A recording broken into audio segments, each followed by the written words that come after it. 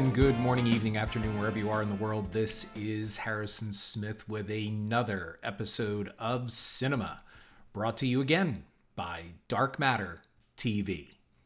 Dark Matter TV is a streaming platform where you can find not just current genre entertainment in horror, sci-fi, thriller, and action, but also classic content that takes you back to the great old days of late night cable and finding those cult and classic films that they just don't make anymore. Available for download on Android or Apple, or visit darkmattertv.com. It's free, it's fun, and it's gonna grow. Well, it started out great. Now everyone thinks it's fake. I mean, Ayla, that's the internet. People shit on everything. 10,000 views is pretty good. The sound clip that you just heard is from my latest horror film, Where the Scary Things Are, and I put it in there because I think it's absolutely appropriate for this episode. Looking at movie trailer reviews. And before we get into that, let's go back to that sound clip. I firmly believe that a majority of the internet is reserved for just shitting on movies. And for some reason, there's this anger that has been tapped into by social media and the internet for people just to vent. And we could get into the sociological aspects of everything all day about this. But there is something to it. And there is an inherent anger over things. So before I get into movie trailer reviews and sound like that angry guy, I want to look at this just a little bit. Why is it that it seems people just want to shit all over movies on the internet? And is it because we are faced with a kind of helplessness? I think for me, that's where part of this comes from. And in some way, we're kind of like victims. And that is, we have to accept what Hollywood gives us. Now, you can argue, well, there's the indie movement, and I am part of that indie movement, making stuff that is not big studio tentpole, yet at the same time, that's where most indie people want to end up, because that's where the money is. So when it comes to beloved franchises, and I've talked about this in previous episodes, such as Ghostbusters, there is an element of anger when we see things that we've grown up with, that we have warm memories attached to, fond memories attached to, suddenly being screwed with. And I think that's part of it. It's almost like the internet is the only way to really fight back or yell back and rage against the machine. So you'll notice when things come out, and this is leading right into this episode with trailer reviews, and a new trailer drops on something, it seems that instantly the first reaction, instead of going, wow, this looks interesting, or some type of critical assessment of what was just shown to us, and we'll get into why we were shown what we were shown, there just seems to be almost an instant knee-jerk backlash reaction, and that is, I hate it. I don't like it. This is going to suck. This looks awful. I could do a better job, blah, blah, blah, blah, blah. The same comments go on. And you can go back to some previous episodes that I've done where, again, a comment does not constitute a review. A review is an entirely different thing. So whether it's an IMDb comment, an Amazon comment, a Rotten Tomatoes comment, those are not reviews. A review is an essay, is an analysis based upon critical thinking and looking at the subject matter from an objective point of view, not going in biased and going, I hate this, I don't like this, this looks awful. So there's this inherent urge to attack things and destroy things. And to me, sometimes I don't think it's so much of an offensive move. I think a lot of the times it's defensive and we don't really realize it. I am not excusing, rationalizing, or even enabling terrible people that drop awful comments. Look, I've had guests on my show, especially Tucky Williams, if you go back to episode 6, where she talked about how people just assailed her online for her one project with no really good reason. There was no critical thinking behind it. It was just this lashing out. But Tucky did not create anything that was a remake. So we looked at before, for example, I brought up the Ghostbusters 2016 trailer, which I think to this day still holds the record for the most negative response and amount of negative reviews and comments, I should say comments, not reviews, on this piece when it was released. It was just so uniformly despised. And the question is, why? And I mentioned it in that episode that I think there is an element of people going, stop screwing with my memories. Stop messing with what I love. Now that excuses maybe, or at least gives an answer, some kind of answer to the backlash against tentpole movies, where again, these are remakes of previous hits and a cynical attempt a lot of times just to remake it for a cash grab and appeal to a whole new generation, which just makes the cash register jing. What do you do with indie films that get their trailers put out there and the instant reaction is that people hate everything? Now, I've quoted Eli Roth on here when he talks about horror fans, because it seems that with horror films, which, let's get it right out in the open, one of the best ways or best chances of recouping an investor's money on an indie film is to make a horror film. The reason why is because, of course, it has a very general appeal. It's the low-hanging fruit, maybe, and on the tier of indie films. Let's face it, a lot of people aren't rushing out to theaters to watch indie art house movies in that general aspect. I know that they do, but what I'm saying is horror seems to appeal to a far wider base, and therefore you're casting a wider net, and the chances of recoupment are much greater. That's why there are so many indie horror films of varying content and quality. So we're going to look at something here. I'm going to use my films as an example coming up for trailer reviews. Now, recently, Dune, the big budget remake of the already disastrous 1984 film based on Frank Herbert's classic and best-selling books, Dune, the Dune series, is once again, they've dropped the trailer. It is coming out in theaters again. Now, I feel really bad because, first of all, the 1984 film, as we know, was not well received and really misconceived. I'm not 100% sure here that David Lynch was the right guy to be directing Dune. And most of all, to take a complex and multi-layered story and try to crush that down into a 2-hour film, it really just doesn't seem smart. A series always seems to be the better way to go. And they have made Dune into a series, but they're trying again for this feature film because the lure of having some high concept Lord of the Rings substitute, which they can say, look, they pulled it off with Lord of the Rings, and I'm willing to bet when this feature film project was pitched, Lord of the Rings and Peter Jackson were invoked, they're gonna try it again. So the trailer dropped, and instantly there were trailer reviews. And one of them just came out and said basically that the trailer looked just okay and that they expect that the film will be mediocre. Now, I am not a huge Dune fan and I have not seen the film, so I can't defend the motion picture. But I am about to say, which is the whole pretext for this episode, and that is opinions on trailers are bullshit. They mean nothing. So first, let's look at what a trailer for a movie is supposed to do. And I think you can probably guess. The number one thing that a trailer for any movie is supposed to do is to get you to want to see it. That's it. So what do you think they're going to do? Let's think about this for a moment. When making a trailer for a movie, what do you think the first objective is in this? To get you to see it.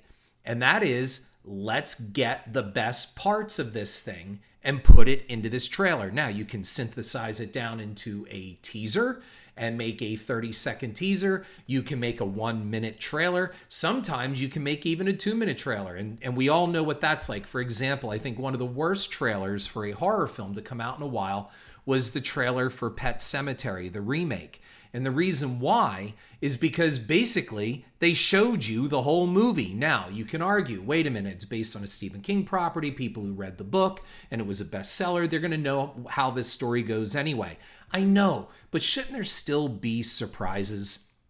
Basically, they spoon-fed you through this trailer. I truly felt after watching the trailer for the remake of Pet Sematary that there just really was no need to see the film. I got the feeling for the feel of this remake, the tone of this remake, and the overall quality.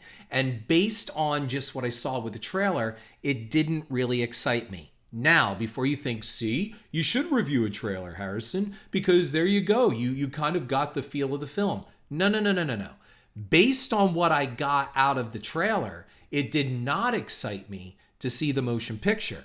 But I went anyway to judge the motion picture upon its own merits. Now, to be fair, I did walk out of the movie feeling that on a scale of 1 to 10, 1 being the worst, 10 being the best, well, I felt that the Pet Sematary remake was a solid 4.5. It was okay. It wasn't badly made, but I kind of felt when it was all over, kind of like with the It two-parter, and that is, was this trip really necessary? Not quite sure. I think it would have been just fine as a video release. But that is neither here nor there for the purpose of this episode. So you look at a trailer, and the number one thing is to pack it full of some of the best things that you possibly can to get people to watch it.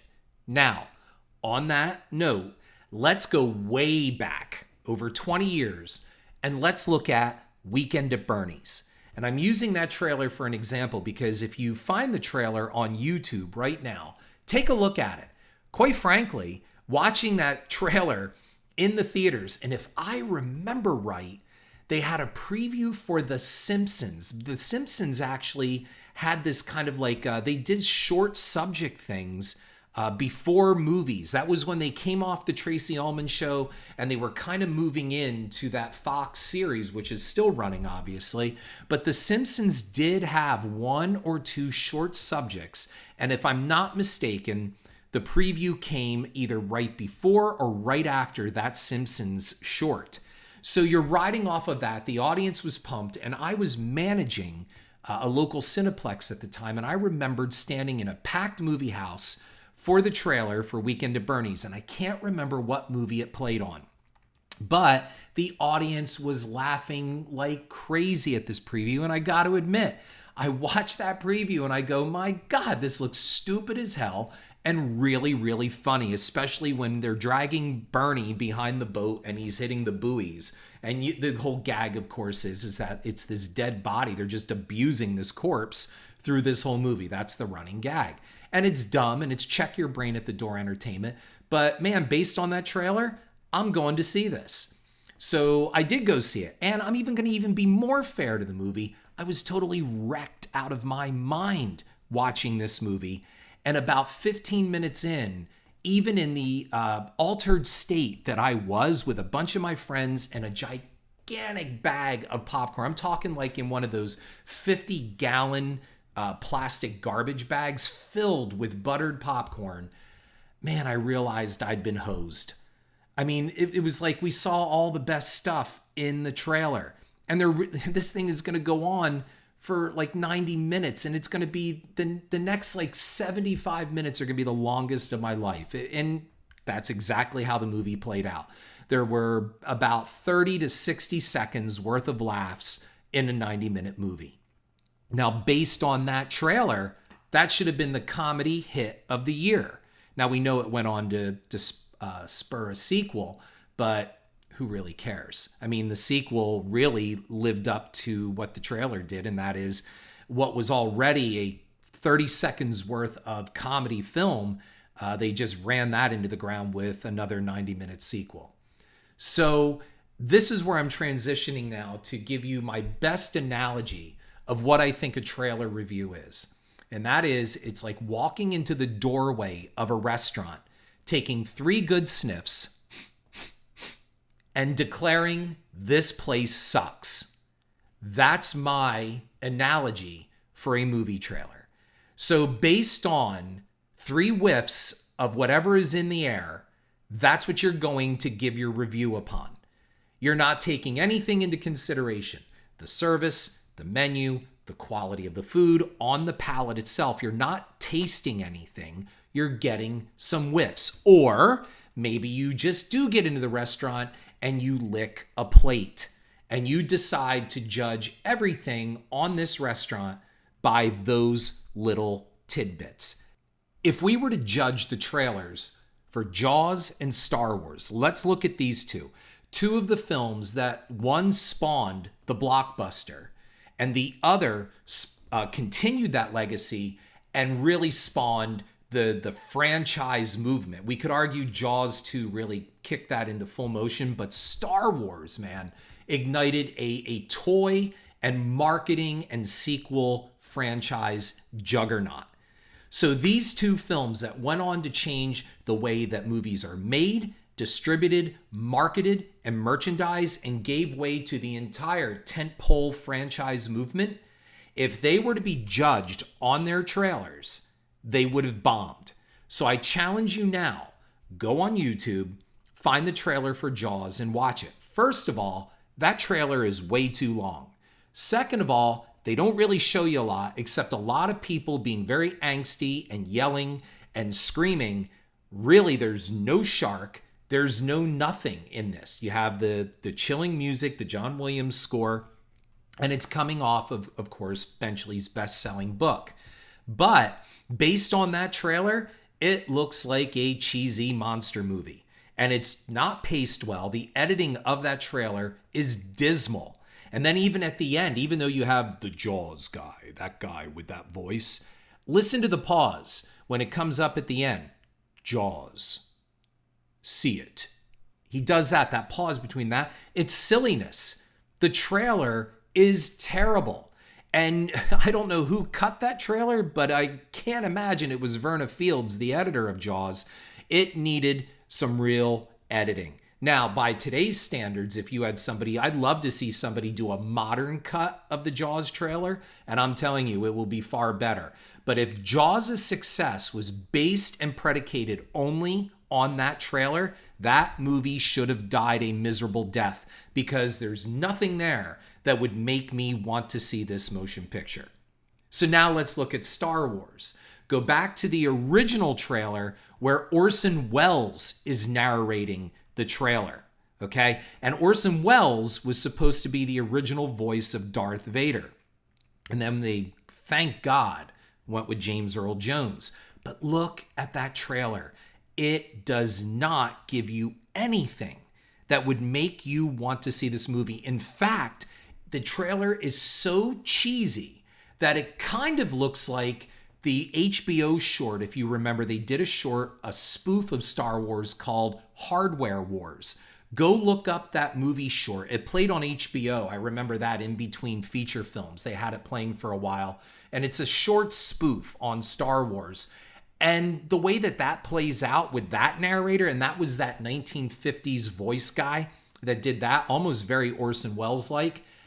The actual trailer for Star Wars is not much different than the entire short of Hardware Wars. So based on that trailer, I can't believe Star Wars did any business, because there is nothing about that trailer that would make me want to see that movie, let alone spawn a major franchise that would change the entire landscape of the filmmaking industry. Nothing there. So now I ask you, what good are trailer reviews? And my response is simple. They aren't. There's nothing good for trailer reviews, and they serve absolutely zero purpose. It's like asking somebody, what do you think the winter is going to be like this year? My response is always, I don't know. Ask me in the spring. And that's the same way when people say, what did you think of the trailer, Harrison, for this movie? I don't know. It looks like a trailer. I'll see the movie, and then I'll get back to you. How about judging the movie on its actual merits instead of a 30 or 90-second clip that is manipulating you to see the movie? You think they're going to put in all the long, draggy parts or the bad special effects or the terrible acting? You really think they're going to do that? You are totally being manipulated. So what good does a trailer review serve? And again, the answer is none. So I'm going to go from personal experience now and talk about when I first came across these trailer reviews. And that was when Death House was coming out. So we dropped the original full-length trailer. We did do, I believe, a 30-second teaser for Death House as the film was being edited to get it ready for the convention circuit, because that's where Gunnar Hansen wanted the film to play. So we edited a 30-second teaser, which really didn't have much of anything except highlighting the concept that this movie would be boasting the largest horror icon cast in the history of the genre. Now we move on from there to an actual trailer. And the trailer emphasized action. It showed a lot of the faces. We made sure that the trailer also showed the names of many of the horror icons that were going to be in there. And we also show that it takes place in this subterranean cavern kind of jail, this prison. So we got it out there. I felt it was a well-cut trailer. And of course, I wanted to make sure that we put in pretty much all the highlights. And we highlight all our stars, including our young cast of the very attractive pairing of Cody Longo and Courtney Palm as the young FBI agents. We show Barbara Crampton, we show Dee Wallace, we show Kane Hodder, we show Bill Moseley, we show all these big names. We show Sid Haig. We wanted to let everybody know we are in the big league here with the horror names. You're getting what you paid for. Now, I'm going to tell you, we make sure we put in all those heavy-hitting notes. We're checking off the boxes as we go in this trailer. The trailer drops at one of these horror conventions. I believe it was in Lexington, Kentucky, somewhere down there. It might have been Nashville, Tennessee. I can't remember where it was, but it was a big deal. It was a trailer debut, and it seemed to hit all the right notes. Well, it didn't take long. The trailer reviewers stepped forward, and I couldn't believe it at first. Somebody said, "Oh, Harrison, go to this one guy. He reviews movie trailers." And I even thought upon that. I'm like, that's pretty stupid. Why does anybody review movie trailers? I mean, what's the point in that? So I went and I watched the trailer on this person's site, and then I read and the comments, but I watched this guy. I guess what he did was it was like a split screen, or he was up in the corner and he has the headset on, almost like he's a gamer or that, douchey PewDiePie kind of guy as he's narrating this trailer. And to me, it was abject silliness. This is stupid. Like, are you important? Like, why are you doing this? You don't look good doing it. You look like a douche. That was my opinion. And even if he loved it, it wasn't going to make a difference to me. I thought the whole concept of a trailer review is just absolute nonsense. And so this guy is going through and he's talking about, oh, look, it's obvious they didn't have a budget for this. It's obvious they shot it on a low-end camera. Look, everything's dark. They're using a red light, which is a sign of low budget and cheap, because the red light just, you throw actors into that. And I'm listening to this absolute ignorance of this entire movie, because he's looking at this trailer that I took the bait and I responded in a comment. And I didn't respond, screw you, you didn't like my movie, wah, wah, wah, and sour grapes. I responded back, you are wrong. You may have an opinion, but it doesn't mean your opinion is right. Number one, let's look at the budget. We actually had a pretty decent budget for this movie. It was over $1 million. Not bad for this kind of horror film. Number two, we shot it on the Alexa Pro. It wasn't like we shot it on some low-end digital camera or even tape. This was one of the best cameras in the industry, with a Steadicam, with everything, and a top-notch DP. Well, it's all dark down there. Everything's dark. And the reason why they did that is they didn't have a budget for lighting. Again, stupid. That is not the case. In the movie, the power goes out because of an EMP blast and knocks everything down, disabling the facility and killing the lights. So most of the film is lit through these Krypton bulb type flashlights, because they got to get around through this completely darkened facility. Not because we didn't have the money for lights. And that also shows you how ignorant this reviewer is to production on a set. Low budget doesn't really impact on the ability to light your set. I mean, you can argue that, look, if you have absolutely no money and it's a zero shoestring, maybe. But we had plenty of lights and a huge, gigantic G&E truck. Plenty of lights. That wasn't the point. And on top of it, you still need major lights to make it look dark. We didn't just shoot with flashlights. So this person has obviously never been on a movie set and does not know how to light. If you think you just take a camera in the dark and start shooting actors, then you better go back and look at 80s movies when they're running in the dark and you have those big smoke-filled gigantic lights in the background hidden behind a tree so you get the lens flares coming through the forest. Where do you think they get that from? It's supposed to be nighttime. Where is that light coming from? It's stylistic. That's one. So we have a movie trailer reviewer here that doesn't understand the fundamentals in filmmaking. The red lighting is used to signify that the main power has gone down, and for a brief period of time, those lights will come on until the batteries drain on those as well too. So again, making a judgment on I think it was a 70-second trailer, really bad.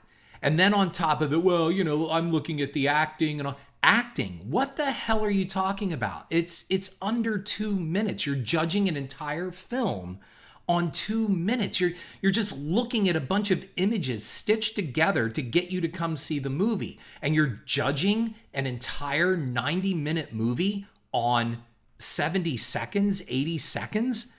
Again, stand in the doorway of the restaurant, take 3 sniffs, and make a judgment. So I watched this entire thing. I found it absolutely silly. And so I posted something. I wrote a comment. And I wrote the comment very objectively. And I wrote that, you're wrong here, you're wrong here, you're wrong here, and you're wrong here.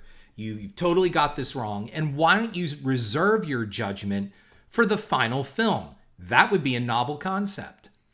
So then all of a sudden, I guess this reviewer's fans or whatever, all 16 subscribers decided to try to pile on me. And somebody wrote back, it's his channel. He's entitled to say what he wants. And I wrote back, and it's my film.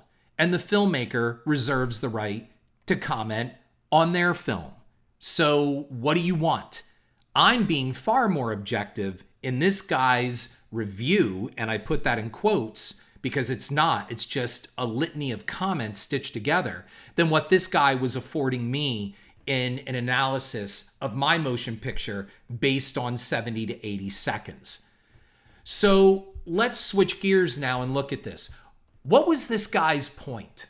Was it really to enlighten us on Death House? Did he look at the history of the motion picture long before I came to the project? Did he look at the history of this and how it came about with Gunnar Hansen and his manager and trying to put together this Expendables of horror thing, which, by the way, I never was behind in the first place, but if it helped market it and get it into people's heads, so be it. There was nothing positive to find about this. There was nothing even to say like, my God, I love all these horror icons. I love Kane Hodder. There was nothing like that. Instead, it was just this guy ranting. And the funny part is when I come to defend my motion picture based on the merits of what I have made as a motion picture, I'm the bad guy. I'm the angry guy. I'm the sour grapes guy. I'm the ranter. I sound mean. I sound angry. This guy sounds like an uninformed douche is what he sounds like.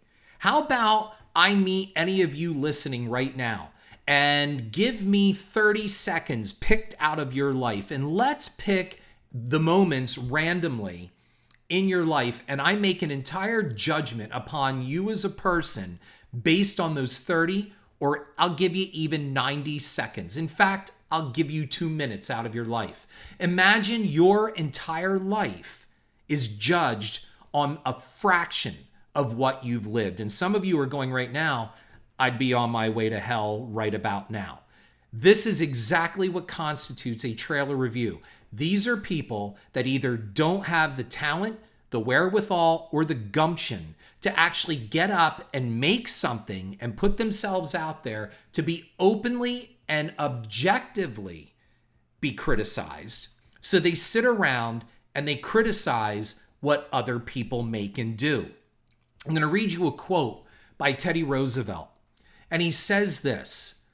He said, "It is not the critic who counts, not the man who points out how the strong man stumbles or where the doer of deeds could have done them better, The credit belongs to the man who is actually in the arena, whose face is marred by dust and sweat and blood, who strives valiantly, who errs, who comes short again and again, because there is no effort without error and shortcoming, but who does actually strive to do the deeds, who knows great enthusiasms, the great devotions, who spends himself in a worthy cause, who at the best knows in the end the triumph of high achievement, and who at the worst, if he fails, at least fails while daring greatly, so that his place shall never be with those cold and timid souls who neither know victory nor defeat. That comes from President Teddy Roosevelt, April 23rd, 1910.